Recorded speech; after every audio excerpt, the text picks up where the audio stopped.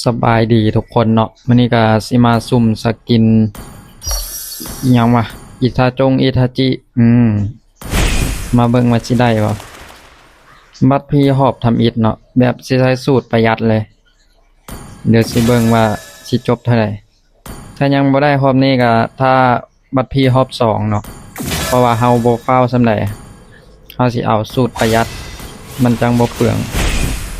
เอารับบัตร อันกดปลองปองไปงี้บ่ต้องสนเนาะก่อนที่เป็นโรคญาณอีหยังตุ่มแดงๆเนี่ยบ่ฮู้นะเห็นตุ่มแดงนั้นเลยเอาไปเลยว่าจังไดหอบทำอิฐโอ้ก็ถือว่าบ่เกลือส่ำใดเนาะได้อยู่ทีละ10ทีละ12ยังไง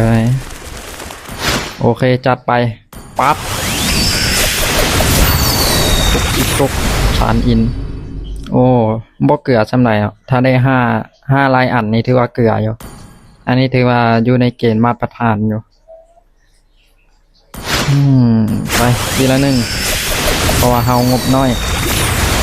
ครับโอเคได้อยู่12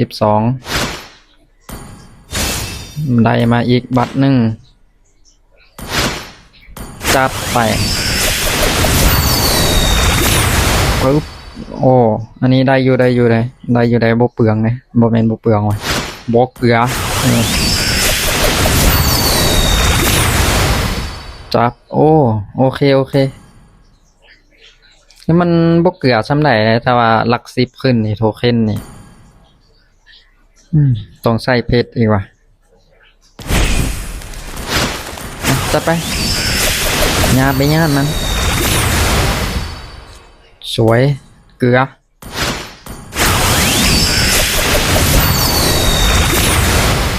สวยอันนี้อยู่ในเกณฑ์มาตรฐานอยู่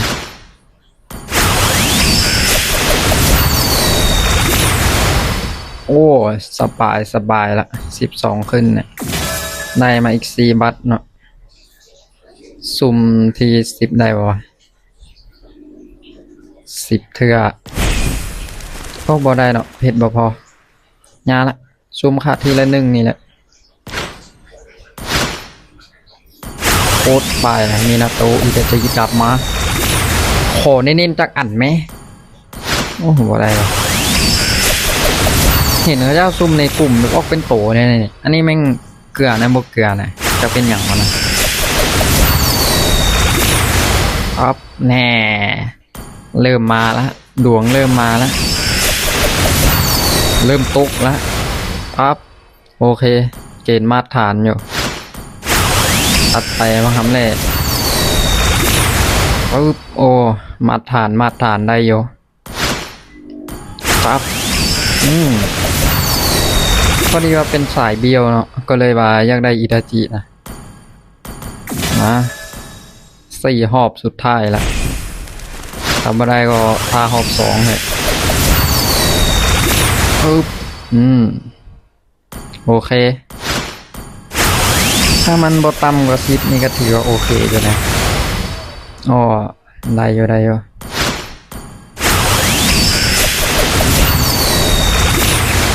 ตุ๊บโอเค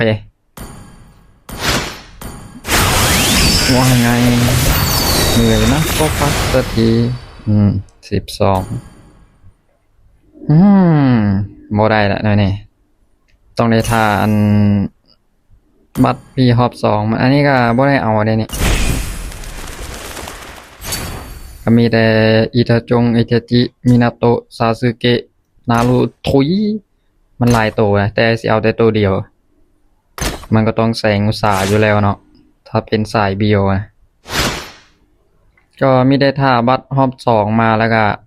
ซุ่มแล้วก็ท่ามือละ25เพชรตามสูตรนี่แหละมือละเทื่อซุ่มมันนะเดี๋ยวสิท่าตัดไปเมื่อนมันมาเลยคลิปนี้เช็ดเป็นอีหยังวะคลิป2อันบัตรพีง่ายๆมาสิตัดไปเลยมันสิบ่เสียเวลาเนาะถ้าตัดไปแล้วยังบ่ฮอดก็สิได้โจะก่อนก็สุดแท้แต่เจ้าจะเลือกมองโอเคมื้อนี้มาแล้วได้ตัดมามือที่บัตรฟรีเข้ามาหอบ2แล้วเนาะ กับบ่ฮู้ว่ามันสิออกหรือบ่ออกฮับไปเลยเตรียมจัดไปบักนารูโตะจักกะมาโอ้อีทาติจังไดปั๊บโอ้โหได้อยู่ได้นี่บ่เกลือเลยหลัก10ขึ้นนี่มาจัดไปมักหำเละปึ๊บเป็นไดจะว่าเกลือมันก็เกลืออยู่เนาะห้าล้วนโอ้ยมักอันนี้เล่นค่อยแล้ว GM เล่นค่อยแล้วแต่ละคนสุ่มเกลือบ่วะเป็นอย่างค่อยสุ่มมันแต่ละอันแม่งโคตรเกลือมาจัดไป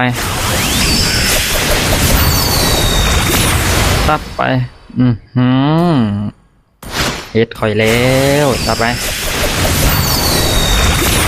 ปั๊บแน่เป็นอย่างมันวะจัดไป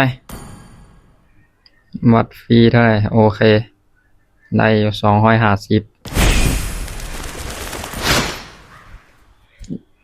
จัดไปอย่าให้เสียศาสตร์เอาเป็นอย่างวะกดบทดิดอันนี้มันไม่ใช่ละมาได้ละจัดไปโอเคสติกเกอร์ซาซึงเกะแต่บ่อยากได้ต่อจับโอเคอยู่แล้วขอแต่มันโบต่ำกว่า10มันก็โอเคแหละถ้าต่ำกว่า10นี่ก็บ่อยากโอเคสำใดเลยนะเปลืองเป็นไรแน่บ่โอเคละ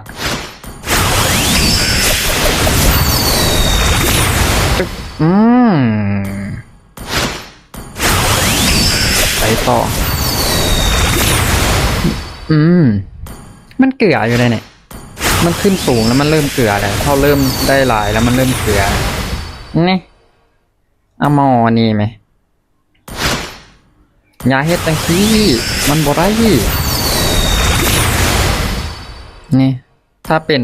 12หรือว่า10ขึ้นนี่ก็โอเคอยู่เลยมันบ่เปลืองบ่ได้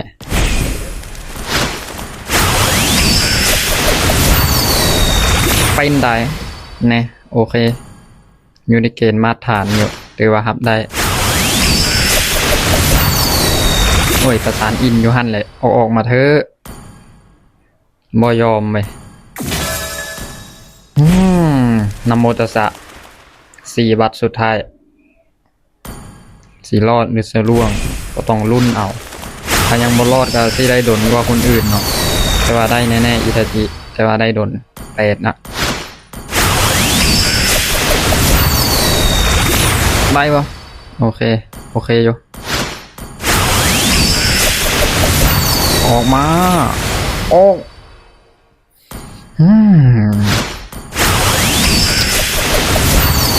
ไม่ได้หรอวะทุกคนถ้าใครได้บึทุยลิ้นพันกันเนาะถ้าไปได้ก็คอมเมนต์มึงเนี่ยเด้อแต่ละคนนี่ใส่ได้จากเถื่อวะซุ่มจากบัตรได้ปะจากหอบจากเถื่อได้ทางนี้แหละมันบ่ได้เอาไว้เจอกันใหม่นะตอนที่มันได้สิรีวิวให้เบิ่งว่ามันเป็นจังได๋นะสกินบ๊ายบาย